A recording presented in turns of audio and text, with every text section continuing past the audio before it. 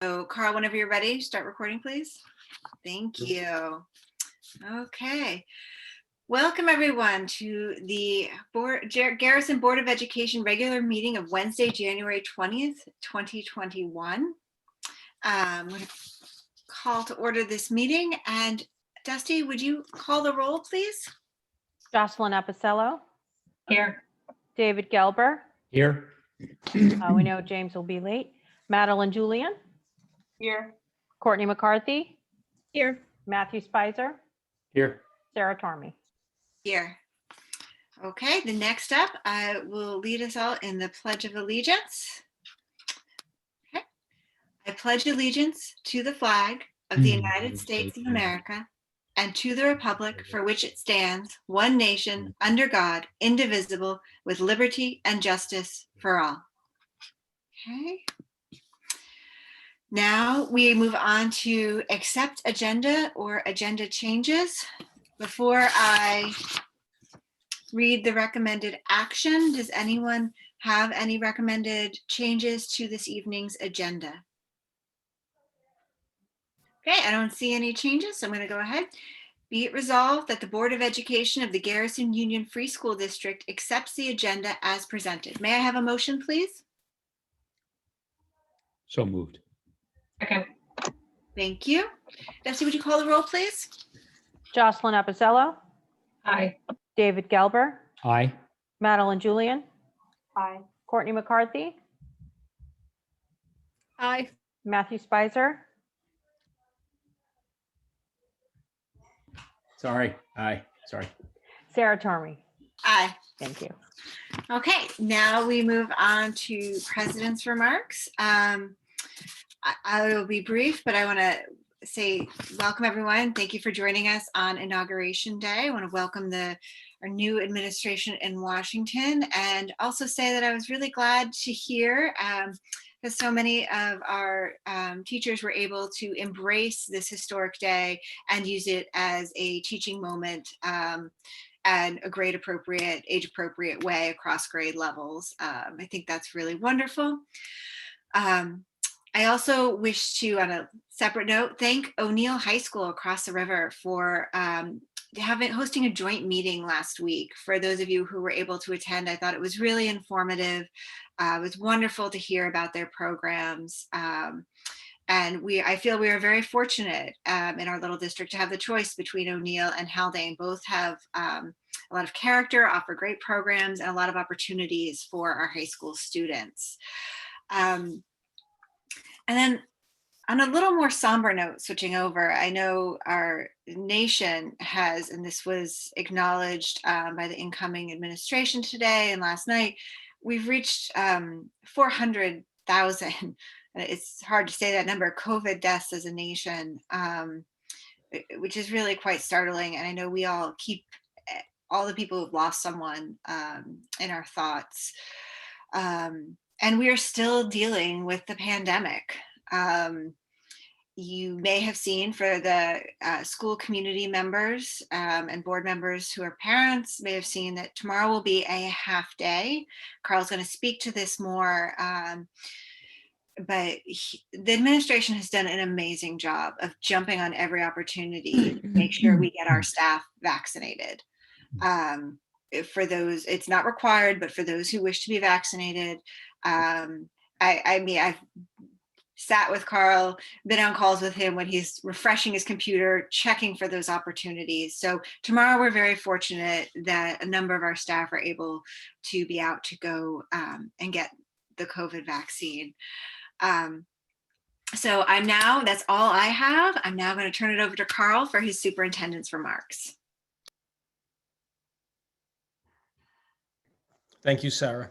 I just have a few brief remarks, but to follow up on Sarah's announcement, yes, school will be a half day tomorrow for all in-school students, as well as those students who were quarantined. We do have 4 classes total that are quarantined.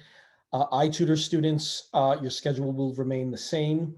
The reason behind this, I apologize for the inconvenience. I know this was a last minute announcement, but Literally at the very end of our day today, Mrs. Emig was conducting a faculty meeting, and I got notification from the Putnam County Department of Health that they were opening up a pod tomorrow afternoon. And this happened a couple of weeks back, and within minutes, their appointments fill up. But the timing was perfect. I sent a text to Nurse Melissa and Principal Amig, and they made the announcement, and we had our teachers and staff log on immediately. And the good news is that over 2/3 of our staff are scheduled for tomorrow afternoon. So they'll be teaching in the morning in person, and those who are synchronous will of course be teaching remotely.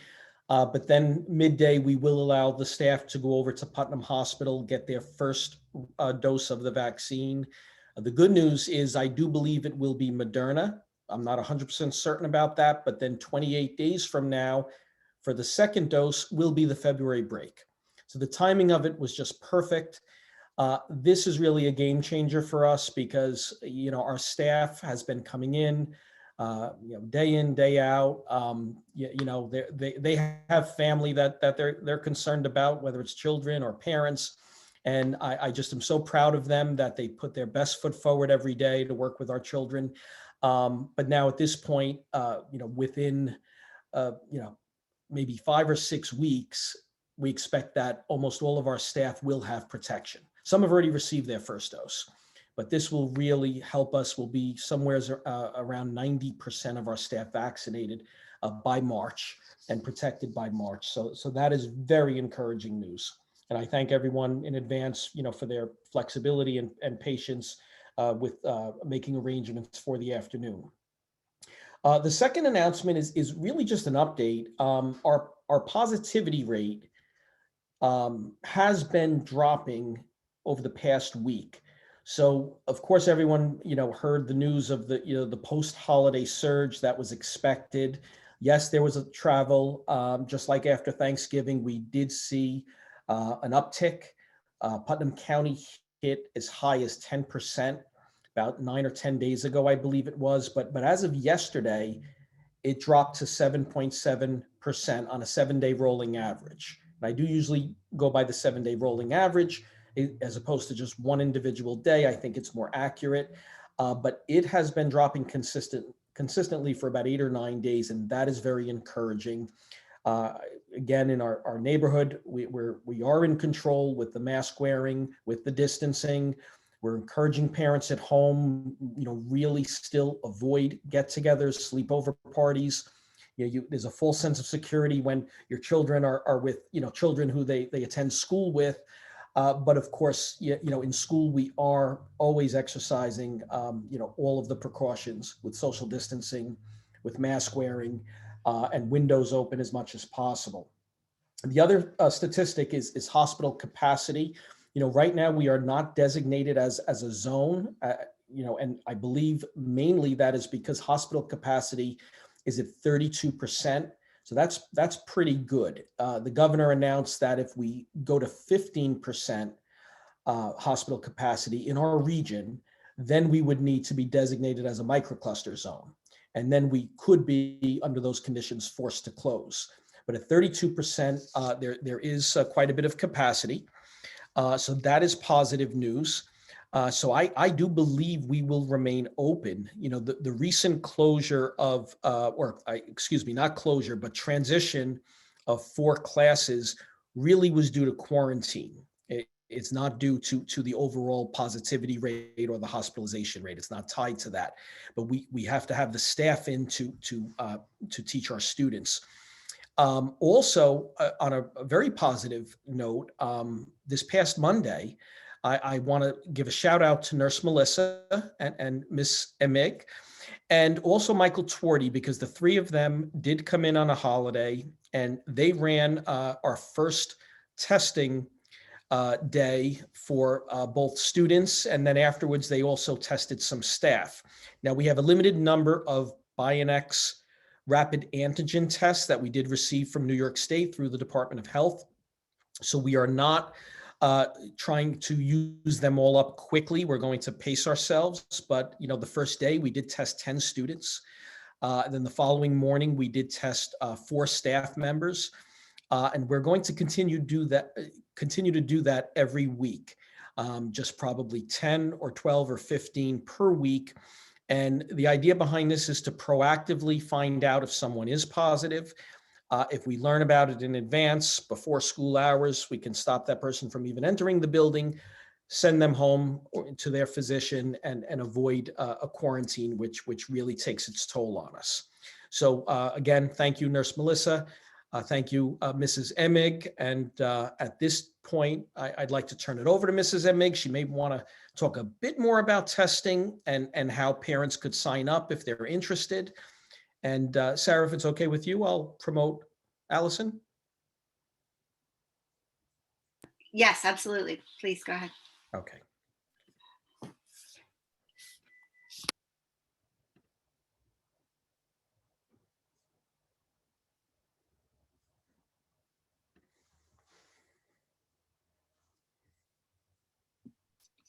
Okay. Good evening, Allison. Hi. Hi, everybody. How are you? Welcome. Hear me? See me? Okay. So, hi guys. I'm really happy to be here tonight. So, yeah, we have a lot of excitement going on. But one of the things that I want to just piggyback on what Carl was saying is, Nurse Melissa was just tremendous on the day when she had to come in on her and offer to come in to test our students on Monday. And it was a long, long day. We also had, I want to also make a little shout out to Nurse Cassandra.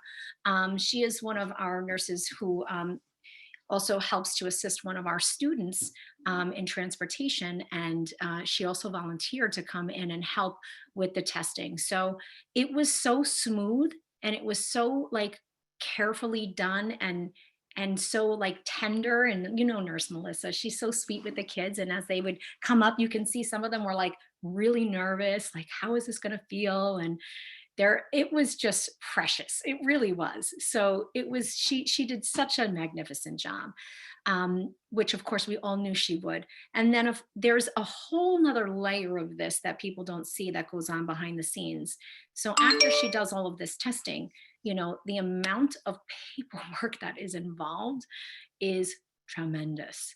So, she's just an outstanding person who's just like, we're so fortunate to have her. And I know we keep singing her praises, but it's really just remarkable to watch her work like the way she does. So again, Nurse Melissa, we thank you so much. Also with the staff too coming in for testing, that was wonderful. We have a lot of interest. We want that the teachers want to be tested. They want to get their vaccines. They want to be in school. So when we did I called it like the vaccination lottery, the way it just happened was crazy. We're in the middle of our faculty meeting, and it was really just that we posted the link and everybody just went on, and people were cheering.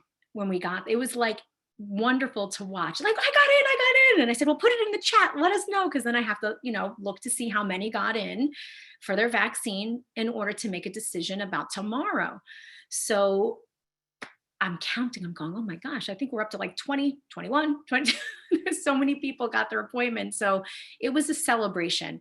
The teachers were thrilled to be able to get their vaccine so that they can be protected, so they can do their job, come to work every day and feel that they are safe and secure and can really be kind of clear-minded and do their job and teach the kids and be there present for them.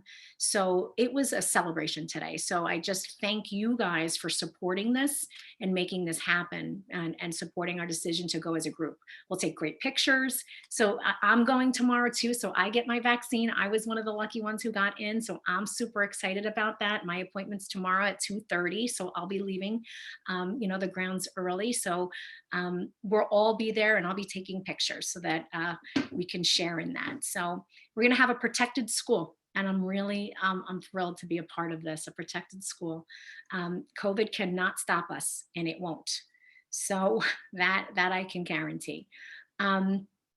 So with all of that being said, we have been in and out of remote instruction in person, and it gets a little, tiresome from going into quarantine. And, so we're trying to keep the spirit.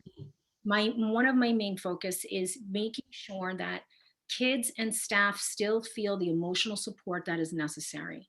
That is one of my biggest priorities. Going, in and out of this is not easy.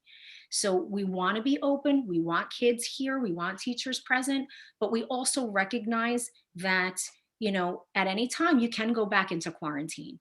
So we have to be mindful of that, that even quarantine is a lot for people when you're in and out of that. So some people have been quarantined now 3 times. We have to kind of make sure that we're checking in on their people's emotional well-being, because that is a tough thing to go through. So I'm always having my finger on the pulse when it comes to the climate of the building, the climate of the school, making sure that I'm seeing kids still smiling, that I'm still seeing teachers be engaged in interacting in ways that are super meaningful for kids, and the instruction is still moving on, and they're not distracted by what's going on around them. So the culture and the climate is so important to me to maintain during crisis, because we are in crisis. So we're refining our practices. We're still reflecting on them. We're looking at how to tighten up and make our remote program as best it can be when we are remote. We're getting super creative, because with the situation, there's unique circumstances that arise, which call for a different response. And so we've been very creative with making sure that our kids that are home have access to quality, the best education possible that we can provide. So, that's we're always thinking of different ways and creative ways to make sure that our kids are moving forward. I'm also always thinking about our 3 schools. We have 3 schools right now. We have a lot of kids who are in iTutor, and iTutor is one of our schools. I call them my iTutor babies, but they're our kids. They're all in this, one platform. So I'm always worried and thinking about what their needs are. And then we're looking at the elementary school, and that's one other aspect of our building. And then we have our middle school. So there's 3 very distinctly, I think, different schools all within one right now. So my job has been really trying to uncover all the needs, making sure that I'm in close communication with families. So most recently I had a meeting with a bunch of iTutor families, just so that we can talk about what's working and what's needed. How are we going to strengthen the experience that kids are having within the iTutor platform? So, we've uncovered some things for improvement. And so I'm bringing those ideas to the iTutor administration, and we are trying to strengthen that program.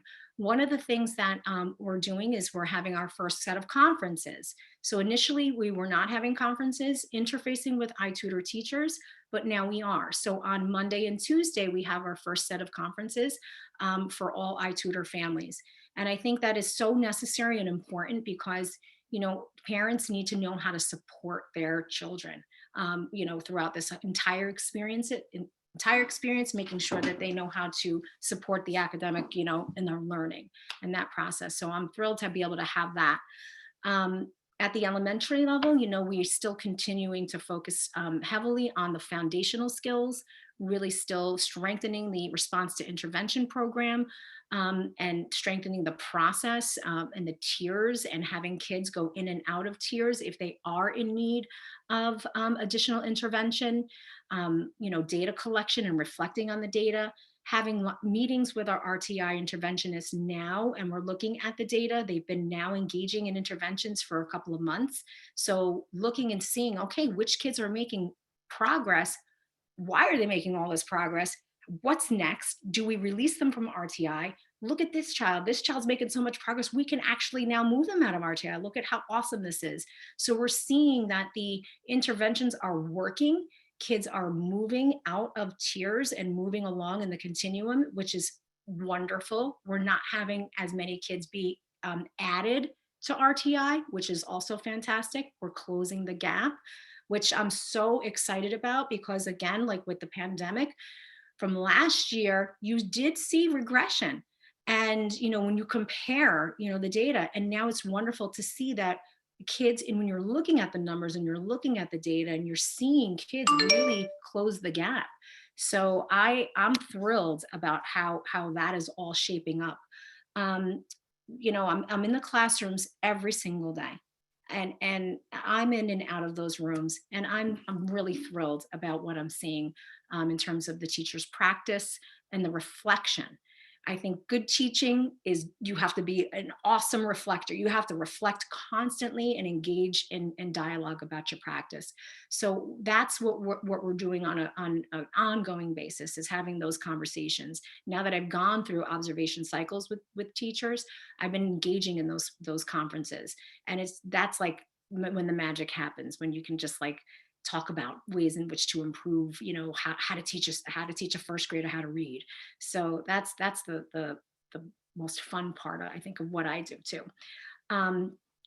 In terms of like what's coming up, we are going to be piloting a math program. This is something that, across the board, we recognize that the current math program is a little disjointed. And so we want to build some continuity across the grades. So we already, polled people who are interested in joining the math committee. And then we're going to be delving into those standards, identifying some programs that are obviously research-based and that, align with next gen standards, and down select and choose maybe 3 or 4 programs that we'd like to pilot, and go through a process to make a determination as to what we think is going to be the best math program, K-5, and then 6 through 8. We don't necessarily have to select a program that's going to go across all K through 8. So there's a lot of work to be done with the current math program. And so, that's right. There's a lot that I just like covered, and exciting work ahead. Take a deep breath, Allison. Thank you. That was great. May I open it up to the board for questions, if anyone has any for follow-up? Anyone? I'm excited to hear about, I know we've talked about the RTI and in policy as well, and I appreciate your attention to that process and the teacher's dedication to it as well. Yeah. James. Yeah, thank you for the update, Allison and Carl. I'm wondering how many families are currently enrolled in the iTutor. Is it a situation where some families have opted in, or is it that the families that are in iTutor just remain in iTutor? I'm wondering about whether there's migration in and out, or is it pretty constant, how we're populating that program? So we have one group that is the constant group. Okay, so there's probably around maybe 21 or 22 kids that are my group that are there since the beginning. And then we have a transient group that has been kind of coming in and out if they're on a long-term, if it's a long-term quarantine or a long-term like absence, there's a situation, a circumstance around that.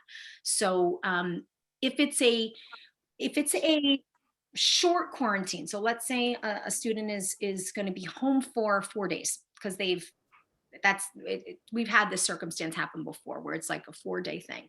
I'm not going to have them go on iTutor for sure, because it would be disruptive, and I don't think it's fair to always disrupt the constant group too. We have to kind of be mindful of that. So that's one consideration. We have to consider that. And it's not lockstep with what we're doing right now in the classroom. So there could be some confusion. So for a child going in just for a couple of days, that could be confusing for the child. They don't have a relationship with the teacher. So there's lots of variables. So we are also like being creative and customizing for the kids who are have these like 3-4 days that they need to be home for whatever reason, we're providing the 2 hours of our own home instruction. And that's been working out really wonderfully. We have some certified subs that are doing that. Currently, we are using some subs that are also helping in the current situation that we have now. So we've activated all of our subs to help with these little subgroups of kids instead of putting them into the iTutor program. And James, last time, just to add to that, last time I checked, I believe at the end of the first week of January, we were at 31. Yep. As Allison said, I believe 21 have been consistent from September. And I think that other 10 had some concern over different circumstances, but Yeah. some of them had concern over a post-holiday surge. Yes. They requested the transition in, and they are there, and they're welcome back anytime they feel comfortable returning. All right. And you might have covered this prior to my signing on, but the cases that have appeared recently, there's still no evidence of transmission within the school, or is there evidence of transmission in the school? I'll take that. If Allison, feel free to add to this, but right now we have no evidence of in-school transmission. Okay, great. There's no way to be 100% certain, but we have no clear evidence of in-school. Okay.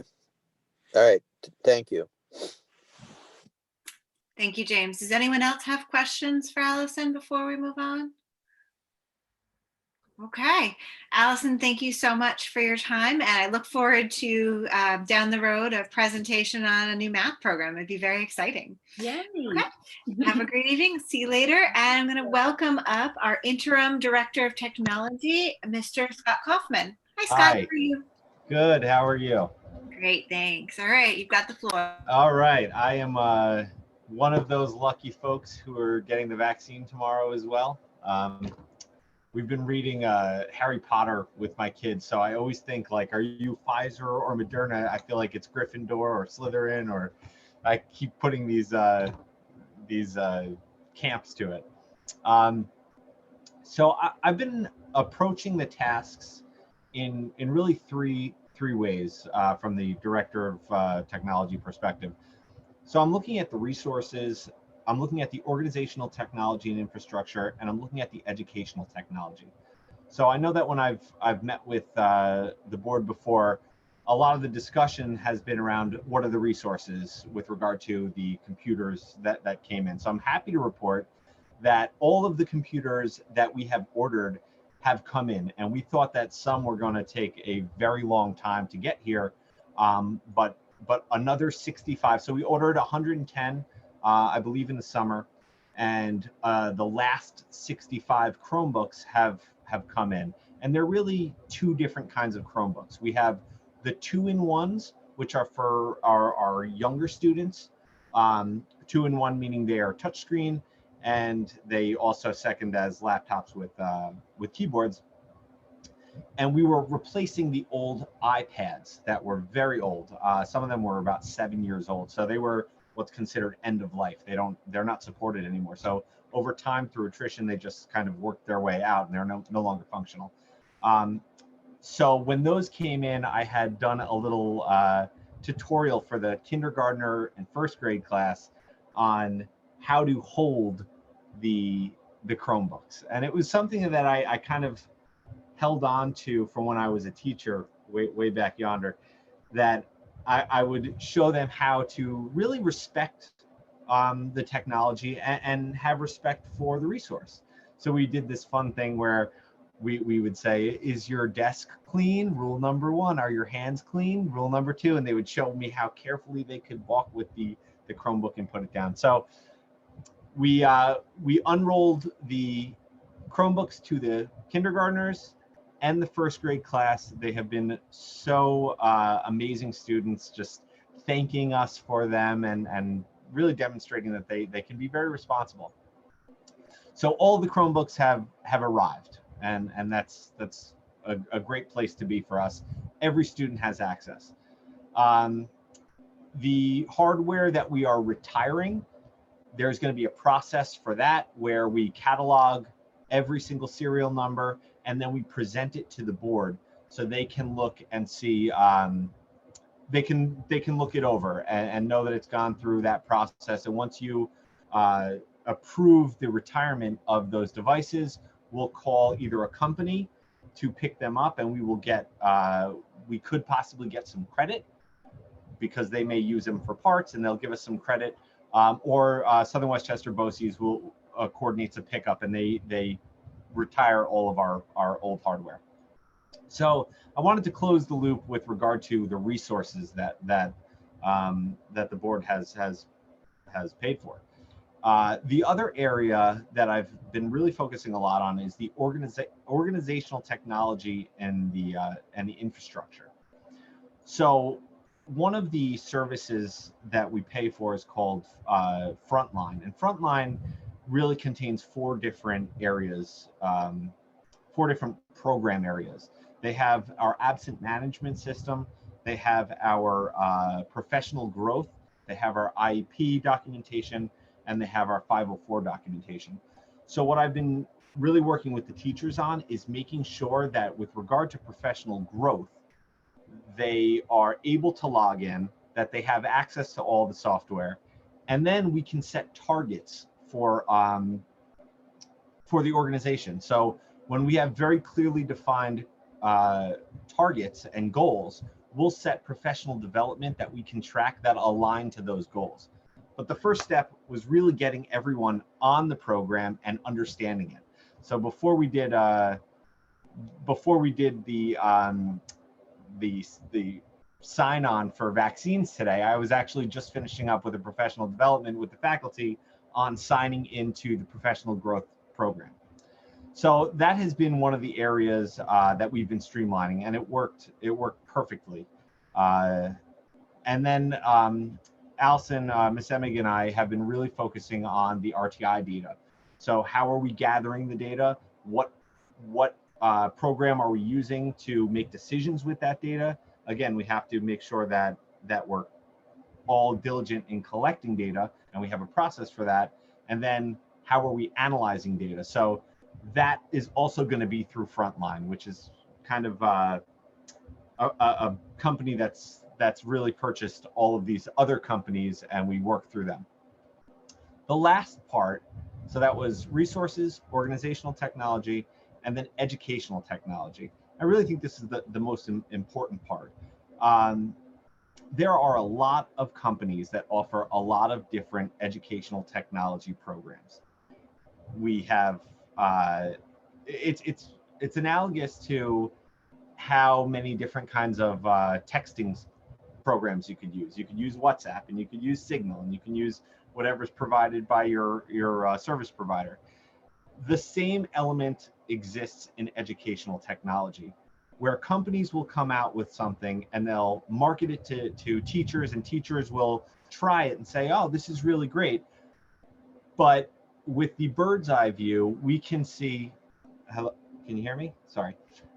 With the bird's eye view, we can see which programs we actually have that are comparable to the service that's being marketed towards the teachers. So what I've been doing is looking at what teachers' needs are, and then seeing what we already pay for that may be underutilized or may need additional professional development to meet the need of our teachers. So a lot of conversations I've actually been having with teachers is, talk to me about the need that you see. What is the need? Let's start there, and then work our way back through what we have, and does what we have meet your need? And if not, maybe it's time to do a trial with a new software and then see if that would meet the need. But I think the conversations I've really been having are, what is the need? And then sorry about that. Low on batteries. What a time. So that really has been my focus, is making sure that we're meeting the needs of the teachers and evaluating the programs that we have. David, you have a question? You have to unmute. Oh, hold on. I got it. Okay. Hey, Scott. Hi. Hey, I'll tell you, I'd really be interested, and I'll bet you the entire community would be interested in knowing how technology is changing the experience of being a student at Guffs for over the last 2, 3, 4, 5 years. What's different? I mean, because I don't know the answer to that question, Sure. and I feel if it would just be really cool. I mean, really fascinating to have a session with you. For you to talk to parents as well as board members and about that question. You answer that. But assuming that there have been real changes, right? There are the changes are remarkable. There is a model, and actually, what I would love to do is spend some time with the board, walking through some of the historical changes that have happened. I could talk for days about this, so I'm not going to. I know you have a long night. But there's a model called the SAMR model that I would encourage people to look into. And it shows how What's the it called? SAMR, SAMR, SAMR model. And what it shows how the applications of technology have changed how we learn and how we communicate. And I'll give you a brief example. That when Microsoft Word came out with their online, not even online, with just the Microsoft Word that we all know, it really substituted writing by hand, but now you're writing on a screen, but you're still just writing, right? So that was more of a substitution. It didn't really enhance the educational experience. It was really when we started getting to organizational technology where we can work on one collaborative document and connect through by posting content on YouTube and connect through to people that we never were able to connect to. That's when the transformation really started to happen, where now you can make a blog and collaborate with someone in a different country. That wasn't possible before the introduction of technology.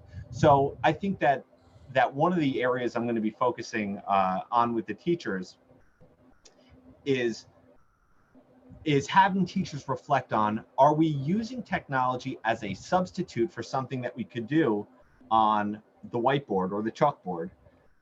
Or are we using it in a transformational way to do things that we were never able to do before we adopted this kind of technology? So I think that the application, having the resources, is the easy part. It's the reflective process and really embracing the possibilities. I can't do it justice by talking now about it, but I definitely want to have this conversation at a later time because it's fascinating. It really is fascinating and it's eye-opening. So, but that has been what I have been focusing on. Scott, one more brief follow-up. Certainly. Is there any kind of whiz technology that we don't have that you're kind of really hungering to add to what we do have now?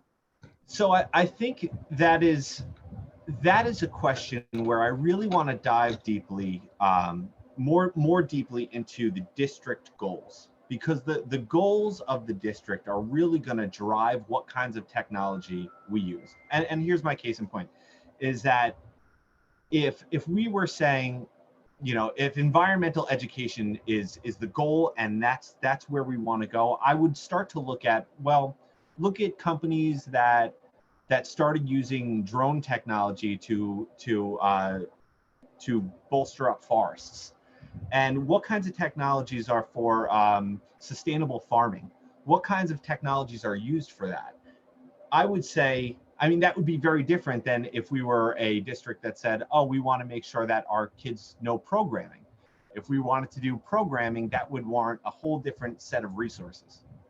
So I think that through further discussion with the board, will drive what the technology needs are. So it really becomes custom to what our values are. And I've been here a few months, so I have insight into what the values are, but I think it warrants a much larger discussion on where we want to take, where we want to provide our resources. Thank you, Scott. Certainly. Madeline, follow up? Thank you, Scott. Absolutely. I have a question related to the capital project, and this is a question that was also asked by a parent. With the infrastructure or the scope, the IT, AV technology scope that we have for the capital project, I think it would be a good idea just to go back and have you take a look at what's there in terms of infrastructure, given everything that's going on with COVID Sure. and technology is going to keep changing. We don't really know where it's going to be even a year from now. Yeah. But to make sure that whatever infrastructure we have there is as flexible as possible and we're ready to address whatever comes next. Certainly. I've had a lot of high level discussions with the EduTech team and talking about bringing, looking at the schematics that have been put out and really what those needs are. And I know, and I haven't met the owner of EduTech now, who's worked with the Capital Project group, but I've been coordinating with one of their he's on their sales team, but he's kind of conceptualizes what kinds of things we would need. And I have a meeting with him actually next week to talk about this. He was reluctant to come into the school until he was vaccinated. So we said, all right, maybe we have a little bit of time, but once we're all vaccinated, I think that would be a good time for him to do a visit with me. And we're going to walk through. I mean, we've already been brainstorming ideas to make sure that one of the areas that I'm passionate about, in my former district, I kind of piloted the active learning center, which we ended up redoing every classroom into an active learning center, which I can talk about more at another time. But a media center is I think necessary, a place where kids could go and work in a way. It almost would feel like a technologically advanced coffee shop or cafe, but a place where kids can go to kind of relax, but also use their media in a responsible and monitored way. I will say, Madeline, not to jump in, but I hope once the library is able to open again, you can visit the Desmond Fish and see their media lab resource room. I certainly would not be able to do it justice with my description, given that I don't think I understand all of the technology they have, but it is a wonderful resource within this community that we may be able to, hearing you say media center made me think of it. Madeline, I don't mean to cut you off, but did you have further question? Okay. Thank you. I had one question for you, Scott. In reference to the frontline program, when you reference goals, are these goals that are tracking related to, say, our professional development goals for teachers, or are we tracking IEP goals, or both? Good question. With regard to professional growth, which is one of the subsets of the frontline, that would be tracking professional development towards our district goals. Now, I haven't uploaded the district goals yet, but I know that with more conversations and once we really nail down some certain criterion, I believe, and I know Allison believes and Carl believes as well, that our professional development should back into what our district goals are. That's where we should be focusing our development, the development of our teachers. So every professional development that Allison would pull together, that I would provide, would have the thread of what the district goal it's tied to. What district goal that professional development is tied to. So everything is going to be very deliberate, and it's going to be tracked, not for auditing purposes, but more to make sure that we're staying on track as an administration. Thank you. Do I have any other questions from board members? Okay. Looks like that's it. Thank you, Scott. It was wonderful. Thank you very much. Appreciate the information and the update. I think certainly. And anytime you want to have a discussion about this, it's my passion. So anytime I'm willing to sit down and talk your ear off about it. So David's vaccinated now, and you will be soon, so I'll send him over. And you guys can great. I really hope we arrange for that to happen. I look forward to it. Yeah, and I'm sure in the future we'll see more presentations, especially as we continue to move through some of our other goals, such as the coherence planning process, which sounds like that will inform a lot of these decisions for our district down the Certainly. road. Certainly. All right, thank you, All right, Scott. thank you I'm so gonna much. Keep us moving ahead because I don't want to be here all night. Okay, next up we have committee reports. I believe we only have one committee that's has met since our last board meeting. So I'm going to invite Courtney, the chair of our policy committee, to speak to our recent meeting. Thanks. Yep, our policy committee met today, first time in a while, but I think we covered a lot of material. Allison took over for about the first half and reviewed a lot of what she already spoke to, which of the RTI policy and getting the code of conduct revision or new policy on track. And so we've got that in the works. And I think we're going to have some possible initial first readings or presentation on that in March. We reviewed 3 policies that need to be updated. We'll have a first reading for those on our February 3rd meeting. They are regarding security of data, non-discrimination and anti-harassment, and Title IX and sex discrimination. So we're just going over the final language for that.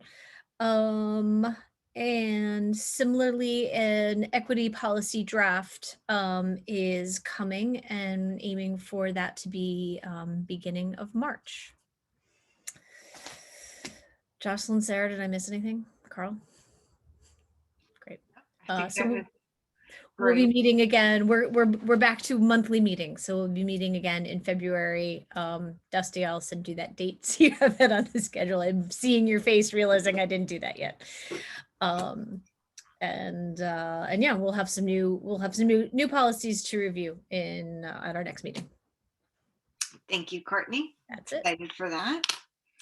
Okay, next we will move on to financial reports.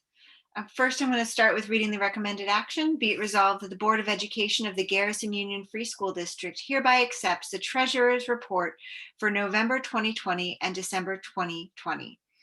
May I have a motion, please? So moved. Second. Thank you. I'll ask now if anyone has any questions. We have Carl here. Of course, we are still in the process of transitioning from our previous business administrator to Joe Jimick, who is with us tonight, but he doesn't officially work for us yet. So although he's been in, I know, and getting the ball rolling, I'm not going to call him forward and put him on the spot right now. So do I have any questions? Okay. Oh, Jocelyn? Sorry, I just wanted to ask just quickly, because I just can't ever tell directly from the reports, that there was the general interfund transfers that were made for both months, the payroll and interfund transfers, that is. Just, can you remind me where that comes from and why it's the heftiest amount, say, in the ledger? Jocelyn, let me see if Joe Jimick is still with us. He is. I see him. Sorry, Joe. Joe is going to be the best person to give you an accurate answer. All right.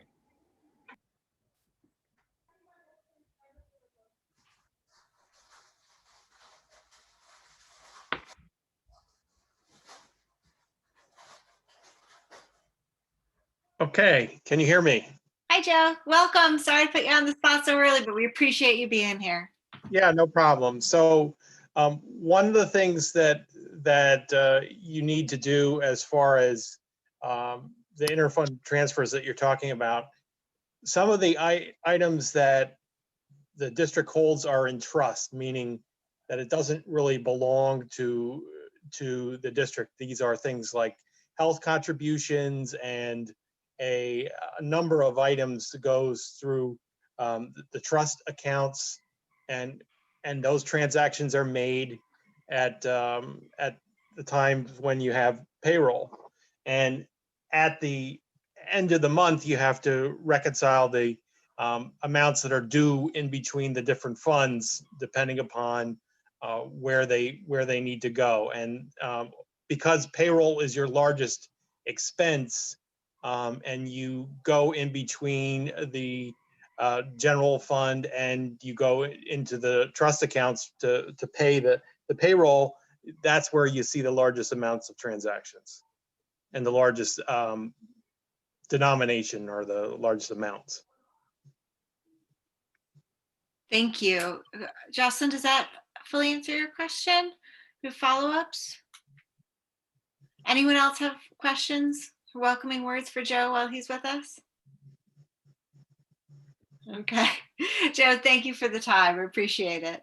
You're James? very welcome. Yeah, welcome, Joe. We're looking forward to having you on board. I look forward to it as well. There's a finance committee meeting coming up in a couple of weeks, just so you know. I heard, yes. Yeah, all right. We'll get that on the calendar too, Dusty. All right. Thanks, Joe. We appreciate it. Thank you. Okay. I'm going to move ahead unless anyone else has any questions regarding the treasurer's reports for November and December of 2020, and move to a roll call vote. Okay, Dusty, could you call the roll, please? Jocelyn Apicello, Aye. David Gelber, Aye. James Hoke, Aye. Madeline Julian, Aye. Courtney McCarthy, Aye. Matthew Spicer. Aye. Sarah Tormey. Aye. Thank you very much, Dusty. We're going to move on to accepting the minutes. Be it resolved that the Board of Education of the Garrison Union Free School District hereby accept the minutes of the regular meeting of January 6, 2021. May I have a motion, please? So moved.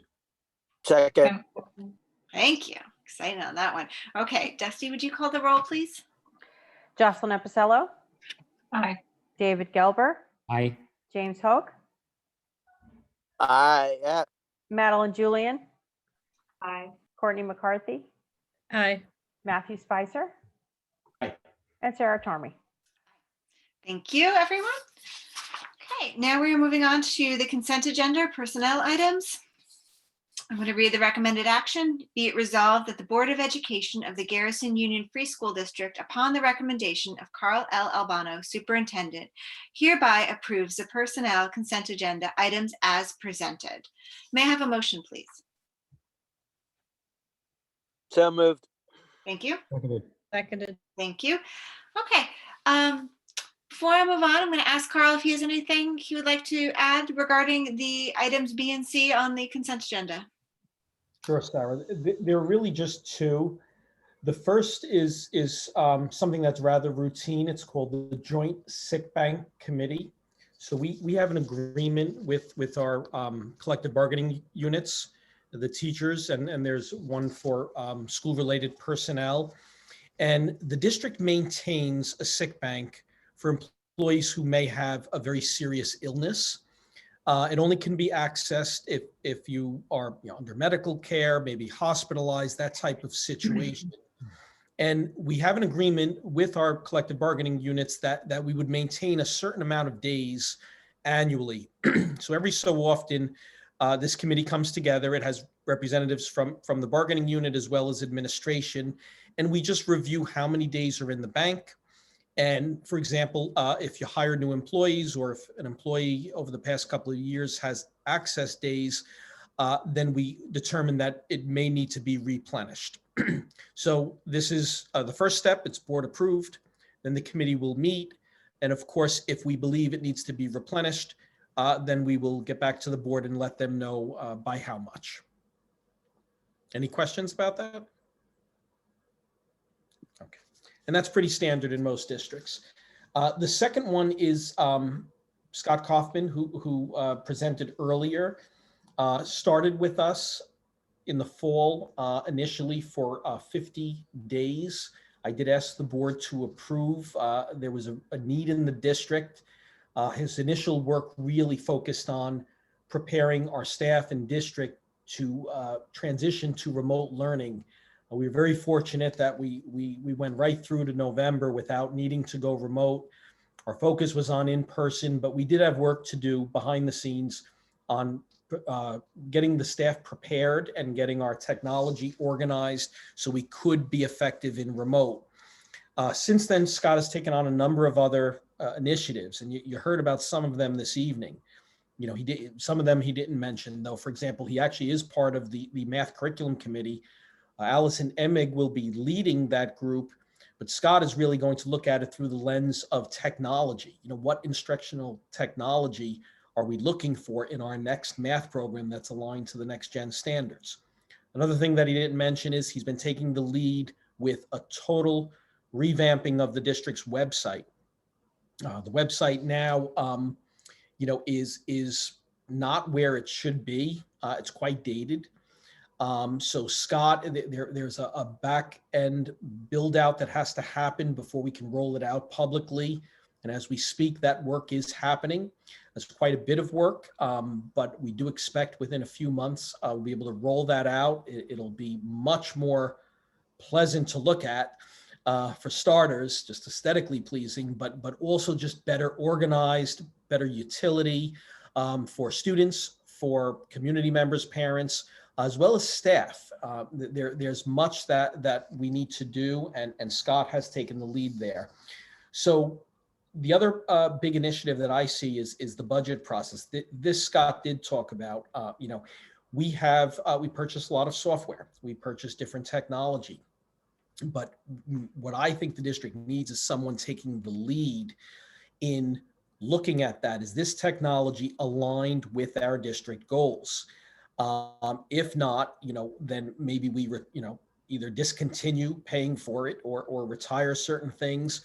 But in a leadership position, Scott really is ready to do that work. He started on that work, and I'd like him to continue with us.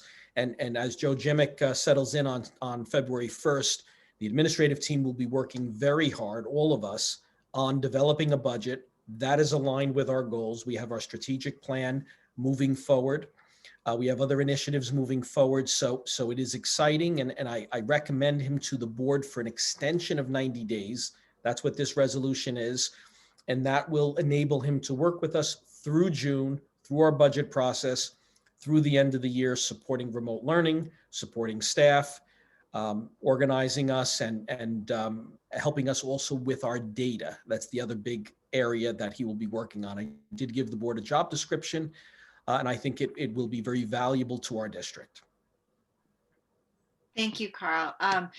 And just to clarify, this position remains an interim position, however, and if our needs somehow change throughout the year, while it's up to 90 days, we are not committed to fulfilling the full 90 days should anything change, correct? That's absolutely correct. This is up to 90 days. If we find ourselves, having a challenge with the budget part of this, we do not have to fulfill those 90 days. We can scale that back. Absolutely. The other thing, Sarah, that I should mention is it's interim. The commitment is only now through the end of the school year. If we're thinking about a more permanent position, that would all have to happen through the budget process, which again, it'll start in February when Joe Jimick arrives. We will start having public discussions on it in March, April. Board will adopt in April. The public will get to vote on it in May. So it'll be a very transparent, open discussion if we think this is something good for the district. Okay, thank you. Do I have questions on the consent agenda? Okay, I'm going to move ahead to a roll call vote then, please, Dusty. Jocelyn Epicello, Aye. David Gelber, Aye. James Hoke, Aye. Madeline Julian, Aye. Courtney McCarthy, Aye. Matthew Spicer, Aye. Sarah Tormey. Aye. Okay, thank you, Dusty. Next up, we are going to old business, the request for approval of resolution affirming anti-racism and equity. Okay, I'm going to read the recommended. So we've had documents that we've worked on in Google Docs, as everyone's had access to them. At the last meeting, I read the draft we were working on. We have a revised draft, which I'm going to begin by reading in full. Be it resolved, well, I'm going to read it before I do the recommended action then, Dusty. Garrison Union Free School District Board of Education resolution affirming anti-racism and equity. Whereas the Garrison Union Free School District Board of Education is committed to providing safe, welcoming, and affirming spaces for all students, staff, families, and community members, regardless of race, ethnicity, gender, religion, sexual identity or orientation, ability or disability, country of origin, or any other identity category or characteristics. The Board of Education is committed to recognizing, addressing, and dismantling racism in all its forms. And whereas recent events and tragedies spurred an urgent sense of responsibility to stand in solidarity with the BIPOC, Black, Indigenous, people of color in our community, we declare that the voices, lives, aspirations, and futures of BIPOC students, staff, and people in our community matter. And whereas the Board of Education recognizes that disparities persist in the educational outcomes of students of color, economically disadvantaged students, and students with disabilities, we will always work towards closing those gaps, meeting our students' academic potential, and honoring the unique, valuable perspectives and experiences to our classrooms. We are committed to systemic improvements of policies, programs, and practices that provide equity. We continuously monitor the effectiveness of the district's priorities and strategic plan to ensure the success of the whole child, while integrating anti-racism, equity, and inclusion measures in all district-supported programs. Whereas the Board of Education is encouraged by our diverse, capable, compassionate educators and staff who strive for equity, inclusion, equal opportunity, and justice. We are inspired by their commitment, resilience, and willingness to learn to break down barriers that deny students access to equity and excellence.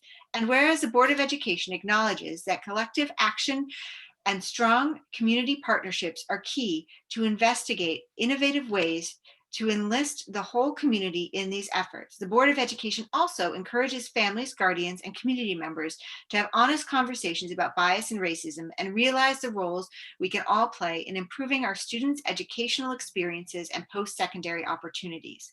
And therefore, be it so resolved that the Garrison Union Free School District condemns racism and discrimination in all forms in our schools and community, and will continually examine itself to ensure it remains an open and inclusive institution of public education, where every student, staff member, family member, parent, guardian, and community member is treated with dignity and respect, and with equity in outcomes and opportunities. We will see each other for our individual worth and human potential. That is the current draft. You have it in the agenda of the anti-racism and equity resolution. I will remind the board from our discussion at the last meeting, I know not everyone was able to be present, that resolutions, it is an expression of our position as a board now. They do tend to, as Dusty has informed us, need to be adopted again. They don't last forever. This is basically a position statement. I would like to recommend moving forward with adopting the resolution, provided we can come to an agreement on language and content this evening. So now I'll invite you all, if you have suggested changes to the language or content, to let me know. Does anyone else have any thoughts they wish to share before we move forward with adopting this resolution? Any questions about it? Okay, Madeline, yes. So I think that given what happened, what is it, a couple of weeks ago now with at the library and the hack and all of the racist or hate speech that happened, This resolution is very important, and I don't know if it may be too detailed to include something like hate speech in it, or is it all inclusive, all racism in all its form? I'm worried about the same thing repeating in our community and in our school. Are you looking for to condemn hate speech, or are you looking for an action that says it takes action against hate speech? Condemning hate speech. Do you have a place in particular you wish to see it added to the resolution? Maybe we could take a moment to take a look. If anyone has a thought on that, because we can, in order to keep this, to adopt it this evening, we can add language and adopt as amended. So if anyone would like to, but we need to be specific about what we're amending. So we are specific about what we're adopting. So let me know if you see a place for that. And if anyone else has thoughts they wish to share. And it may be too specific because the last paragraph says condemns racism and discrimination in all forms in our school and community.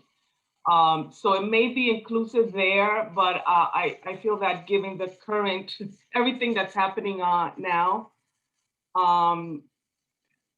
hate speech, we really need to figure out, we really need to be more vocal about hate speech specifically, and maybe the school policy, or to make sure that we address it if it happens or if any of our students are exposed to it.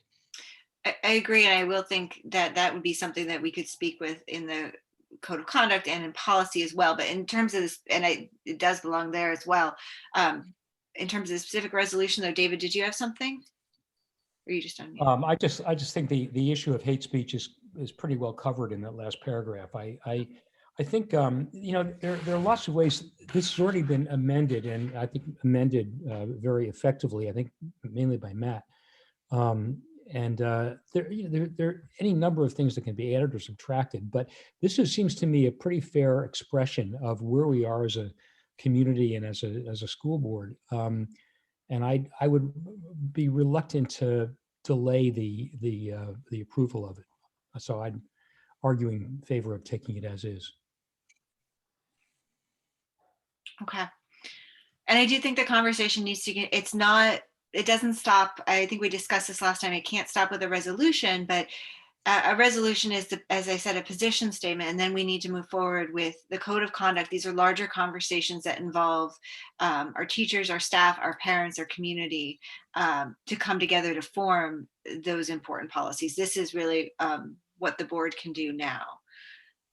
Any other, Madeline, are you comfortable with that, Madeline? Do you feel it as yes. well? Yes, Okay. after rereading the last paragraph, it's all inclusive. Anyone else have any thoughts or comments they wish to share before we move ahead with adoption? Okay. I'm going to go ahead then and read the recommended action. Be it resolved that the Board of Education of the Garrison Union Free School District hereby adopts the resolution affirming anti-racism and equity as presented. May I have a motion, please? Got to unmute. So moved. Seconded. Great, Second. thank you. Dusty, will you call the roll, please? Jocelyn Apicello, Aye.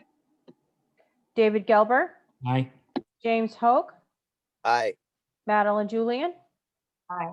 Courtney McCarthy, Aye. Matthew Spicer, Aye. Sarah Tormey. Thank you. And for further clarification, Dusty and Carl, this will now then be posted on our website with the date of adoption so that it is made public, correct? That's Thank correct. you. Okay. Now going to move on to new business. CSE, CPSE recommendations. I'm going to read the recommended action. Be it resolved that the Board of Education of the Garrison Union Free School District approve the Committee on Special Education, CSE, and the Committee on Preschool Special Education, CPSE, recommendations and student placements 17342. May I have a motion, please? So moved. Seconded. Second. Thank you. Dusty, will you call the roll, please? Jocelyn Apicello, Aye. David Gelber, Aye. James Hoke, Aye. Madeline Julian, Aye. Courtney McCarthy, Aye. Matthew Spicer, Aye. Sarah Tormy. Aye. Next up, we have approval of contract for health services, Wappingers CSD.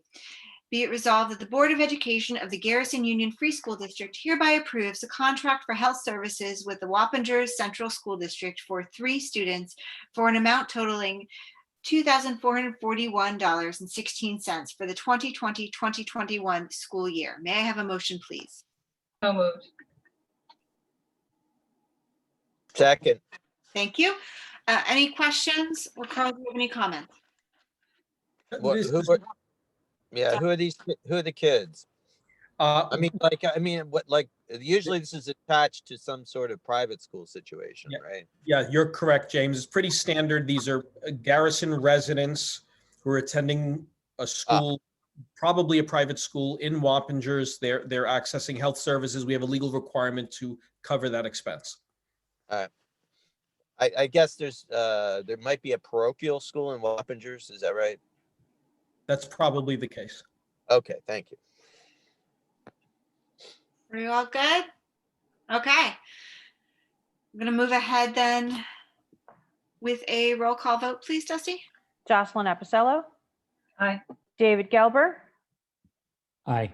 James Hoke, Aye. Madeline Julian, Aye. Courtney McCarthy, Aye. Matthew Spicer, Aye. Sarah Tormy. Aye. Okay. Thank you, Dusty. Next up, we have public comment. I invite the public on the call to leave their comments in the chat. Give you a moment to leave your comments and I will read them. We'll remind everyone that in accordance with policy 3220 of the Garrison Union Free School District, any person wishing to speak shall comply with all provisions of this policy. Comments about specific school personnel or individual students is a violation of board policy. Concerns regarding students or personnel should be discussed privately with the superintendent or appointed administrator. I'm waiting for comments. Let me just see. Okay, I don't see any comments at this time. If you do have any questions or concerns or thoughts, you are always welcome to reach out to our administration, the board. Our emails are posted on the website. Next, we'll move on to board member comment and other discussion. Okay, I was going to start at the bottom this week and then move up the list this time. And if anybody remembers for next time how I do this, just remind me. Because I keep forgetting, but I have no further comment. I think you've heard enough from me this evening. So we're going to go to Matt next. Hi, I just wanted to say what good news it is about the vaccines and send everyone my best for tomorrow. Hope it goes smoothly and look forward to hearing about the process. Thanks. Thank you, Matt. Move on to Courtney. Here, here. I echo what Matt says. Excellent. Madeline? Same. Good luck to everyone. Thank you. James? I have no comment. Okay. I'm looking forward to a new year.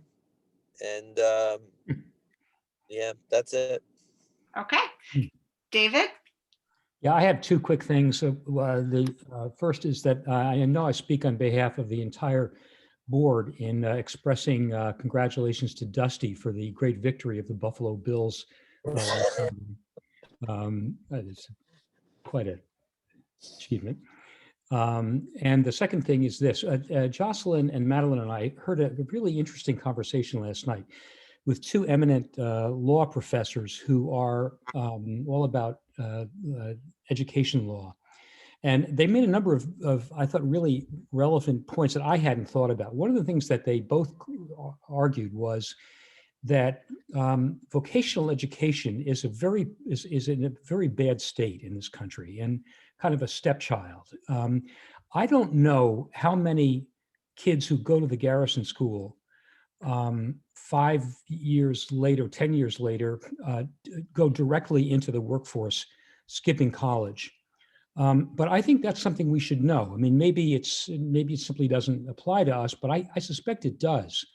They were very eloquent on talking about just how nobody cares enough about vocational education, and whether we ought to be thinking about ways to, if it turns out that there is a contingent of kids from GUFs who go directly into the workforce from high school, whether there are better things we can do to prepare them for that future.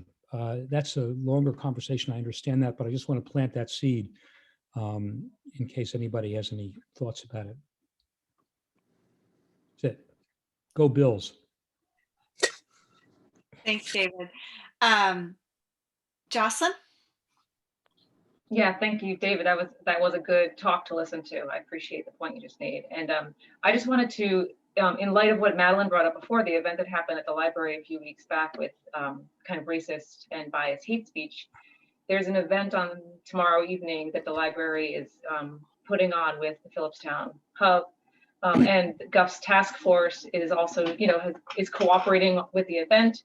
And this is hoping to be a series of community conversations on race. So I encourage any of the families or community members who, were impacted by it or would just like to learn more and be part of a discussion to tune in. So you can check out the Phillipstown Hub website, or I'm sure the Desmond Fish Library also probably has the info up on their website. Thanks. Thank you.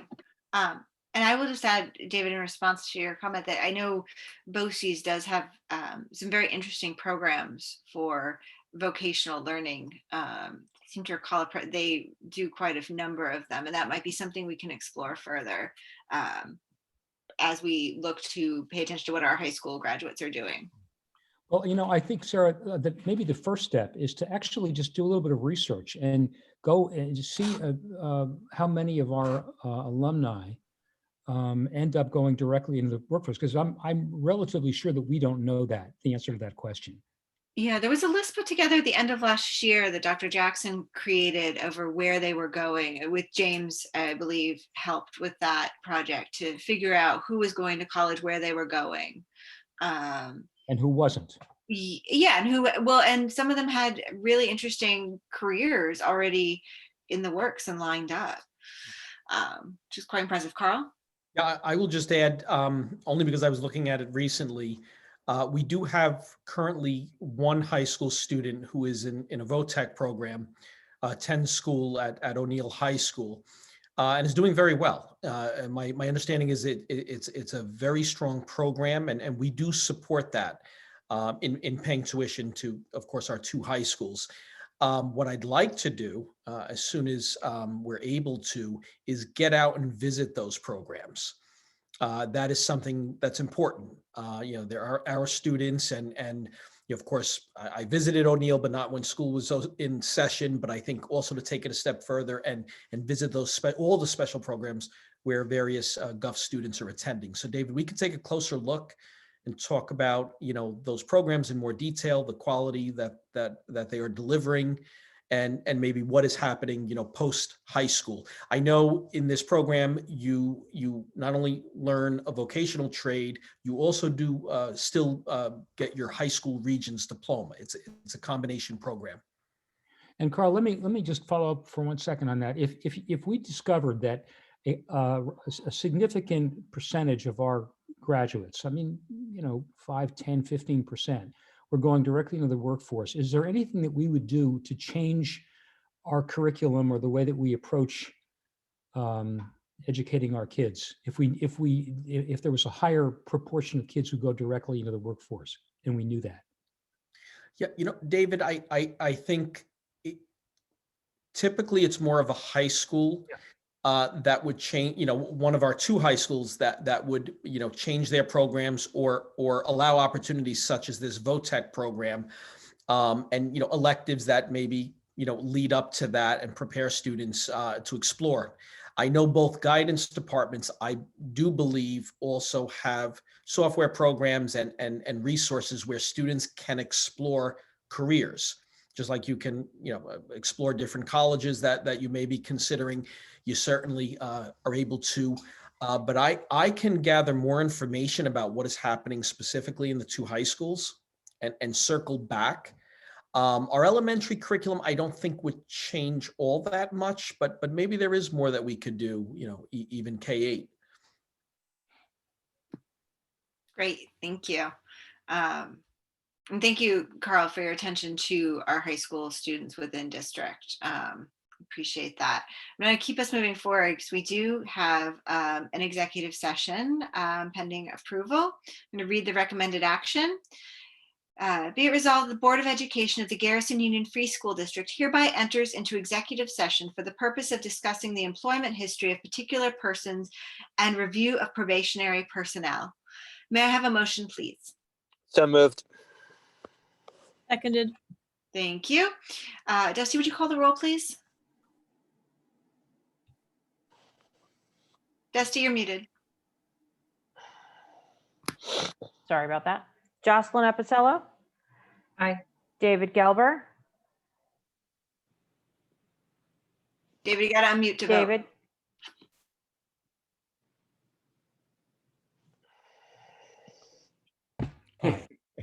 thank you. James Hoke, Aye. Madeline Julian, Aye. Courtney McCarthy, Aye. Matthew Spicer, Aye. Sarah Tormey. Aye. All right, everyone.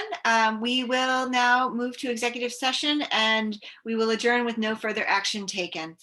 Okay, thank you very much, Dusty. Everyone else, I will see you in a few minutes. Good night. Good night.